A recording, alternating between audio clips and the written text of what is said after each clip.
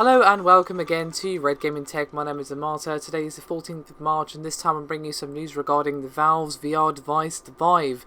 As Valve's chat Falazek actually took to the stage at EGX Res to talk about the device.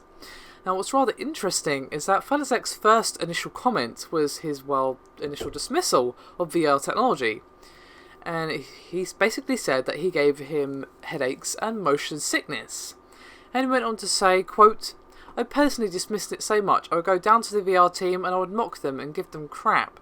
But then, apparently the demo of the latest version of the hardware changed his mind." And he went on to say, quote, "One day they told me, come in and see the new demo, see what we're working on, see the hardware and where it's at now. That changed everything for me. The next day, as is Valve tradition, I rolled my desks down and I joined the VR team." Now, then Falazek went on to basically mention that a lot of people have a preconceived notion of what virtual reality will be like based on, films and TV, and that obviously are primarily focused on science fiction. And according to him, and to be honest, this is definitely the case judging from what I've seen of the Oculus, of course I haven't tried the Vive, but I have tried the Oculus, the reality of virtual reality is much different. And he went on to say, quote, "They've seen Star Trek on the holodeck and they want to run around and play a current FPS.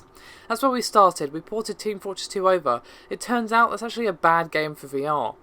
VR scales more like real life. The things aren't just flying at you all the time. That ends up being not a limitation, but something special. It's a new opportunity for us, but there's so little we know. Movies have Tom Cruise holding up his arms for 4 hours. Go ahead and do that. We call that gorilla arms. We just can't do that.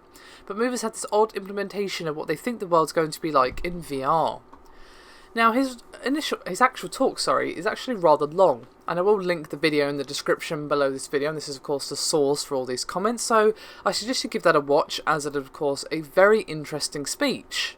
So the future is definitely looking interesting for virtual reality, and the Oculus and the Vive are basically going to have to stay on each other's toes and really keep an eye on what each is doing.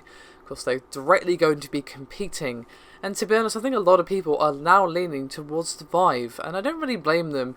From what we've heard, it sounds like a really good device. Of course, I haven't tried it, as I mentioned earlier. I have had a brief try of the Oculus, obviously the development kits, not the full version, and it's definitely a really interesting technology, and it definitely has huge amounts of potential, but there is a lot of problems to address, and I feel like the Vive, well, it's taking all of those into consideration in a way that is really interesting and cool, and so is the Oculus Mind, but Valve are being quite open as to what they're trying to do. So yeah, it's definitely going to be interesting. I don't know which one I'll end up going with. Of course, we'll kind of have to pick one, or at least try both and then pick whatever's best. But yeah, I think the choice, people are going to be more inclined to go with Valve because, well, they're Valve. So Oculus have definitely got their work cut out for them.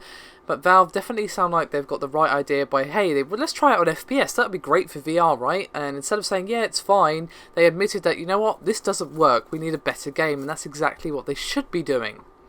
Anyway, that is me done for this video, but do let me know your thoughts and opinions on anything I've discussed here, and I'll see you next time.